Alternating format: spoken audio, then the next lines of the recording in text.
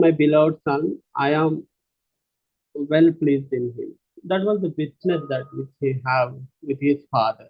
But his own father forsaken him. That's what we see as per his words, that what he was saying upon that cross. That was a dreadful thing, that forsaken by the Lord. I was taken some words from one other. I was reading his words, exact his words, to have the better understanding. The word forsaken is one of the tragic in all human speech.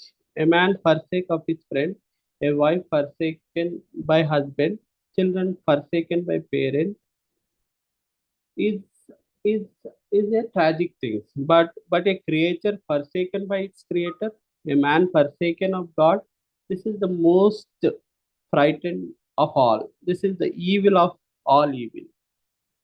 For the fallen one, when we see all these things, the fallen one did not understand when seeing these words, that he do not understand the depth of what the Lord Jesus Christ, the anguish and the cry that which he is saying upon that cross. But the one who tastes the God, and who tastes the and who renewed in his heart, has learned the God, one of all perfect, and found goal of all excellence. He who cries, as the hart panteth after the water brooks, so panteth my soul uh, to thee, O Lord. Is ready to endure what was just being said. The cry of all saints is that forsake us not, O God, for the Lord took his face from us, but for a moment is an unimaginable thing for us. But here the Son of God, who has intimate relationship with Him all through His ministry upon this earth, in that 33 and a half years, how much painful it is for the Son of Man to be forsaken by the Father, or forsaken by the God. Even when we go in trouble, God is our refuge, or God is our fortress. But at this time, even God forsaken him, the righteous. Even when we see in the scriptures also that God never forsaken the righteous. That's what the psalmist says in all the psalms. The God heard the prayers of the righteous. But when we see come to this text, that was not the case for this the Lord Jesus Christ upon that cross. Uh, that was not what we see. Then when we see all these things, when we going through this text, then there is a doubt. Then is Lord really, there is some doubt or some distrust that the Lord has on the Father. That's what he make of his cry, that my God, why have you forsaken me? But the scriptures clearly portraying are helping us to understand clearly, those who understand her, whose heart was enlightened. That is the full manifestation of divine love, and the display of God's inflexible justice, and also the salvation of the man. And it also exposed the enmity of the enemy with God, and also the depraved heart of man. It was exposed all in this text. When we see these things, there are the three viewpoints that which we have when Lord has crucified on that cross, where the people are there who was asking to crucify him. That shows their deprived heart to crucify the creator. And there was the enemy who was acting upon it, who was showing the enmity of the woman's seed to bruise its head, its its head. And there is also God and the Lord Jesus Christ, who was working to carry the purpose, to fulfill the will of God.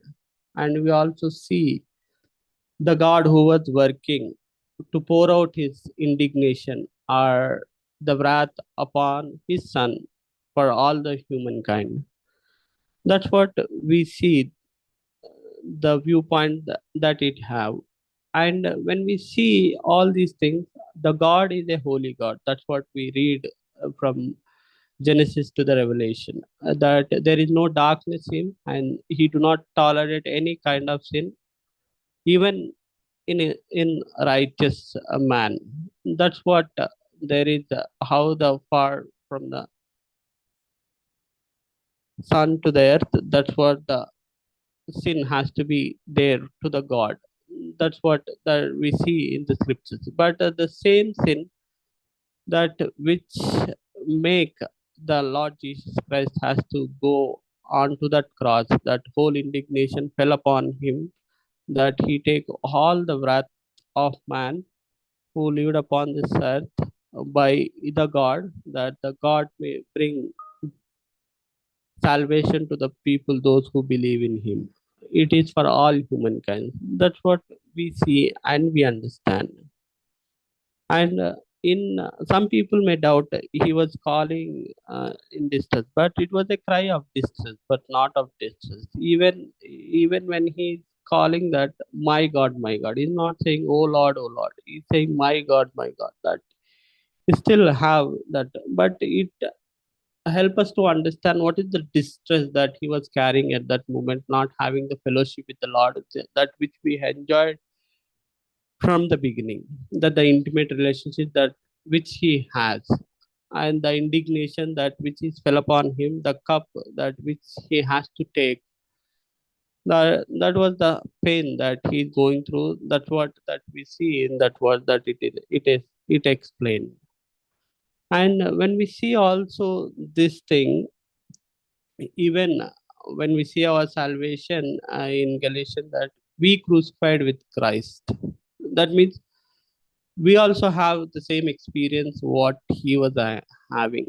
We may not have, but we can understand, because the Spirit of God and the revelation of God which he has given, that the sin is not pushed away. The sin is completely put away from our lives. That we are not anymore in sin, that because we are crucified with Christ, and that was the wrath fell upon him.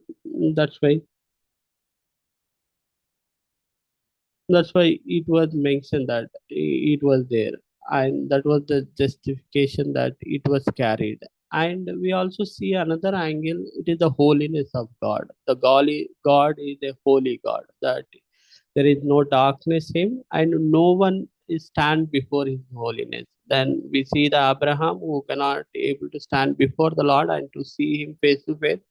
And we have Isaiah with in his revelation that he unable to see the God. That was the radiance that which he have, and that was the powerful God in all his holiness that we see.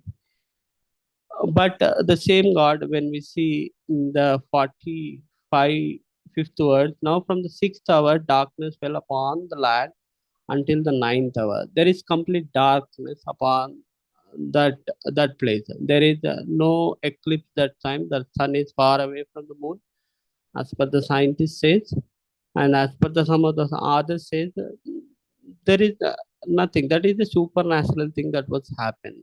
That says that the Lord completely not in the picture. That God completely leave his son upon, for his wrath upon that cross. There is no light, because if God is there, there is no darkness. That was it signifies the it signifies that which we see in the text, and that how was that it was mentioned. And that that was the basis for our salvation, the salvation that which we receive and which we have. That is the cost which the Jesus Christ paid upon that cross. Not only it is the physical suffering and the anguish and the shame for shame by the people, those who are mocking him or scourging him or putting uh, the thorn on as a crown on his head, or all the things that which he taken, much more than that he was forsaken by the Lord. That is a more frightful than everything that which he was going through at that moment. That there is no relationship with God, or there is uh, no fellowship with God. That's what. If there is no fellowship with God, then man is doomed to his own thing. That's what we see in the Genesis, that Adam and have fellowship with the God, but when sin entered in their life, they lost the fellowship of God. They are spiritually dead, even though they are physically alive, but they are spiritually dead. That means they do not have any relationship with God, the intimate relationship with God. That's what we see, and that's what that he was going through, that experience at the time, and the pain that which he was going through, and that it became means to understand the pain, the deep meaning of that pain that he was going through, and also it make the basis for our salvation, and we understand the cost that he has paid for our salvation. It is come for free, but Christ has paid the price for us. So we should not take light our salvation. That's what here. And one last thing that I want to close this as a closing note is that when God not forgiven or not consider his son to die upon that cross, then what about the sinner, those who are not saved or those who are not redeemed?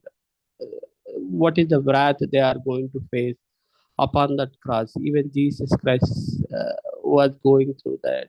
Then how much more the unredeemed are the one, those who do not believe in Lord, that one day they are going to face this judgment upon the white throne when before the God. But thanks to the Lord for the larger hope that which he has given to us, that to believe upon the cross and the pain that which he has gone through, and which help us to understand the price that he paid for our salvation, to understand the love of God and the mercy of God, and mostly the righteousness of God, that which he carried through his son to go through such a painful death on that cross. Uh, that's what.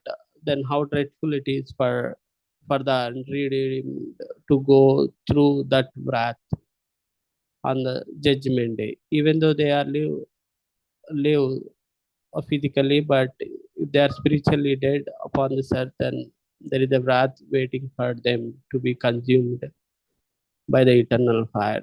That so this is the seriousness of it that we have to understand, and we have to pray for our family members and known people, that they may deliver from the wrath of God, which God has prepared for the unredeemed. Yeah, that's it. Thank you for the time.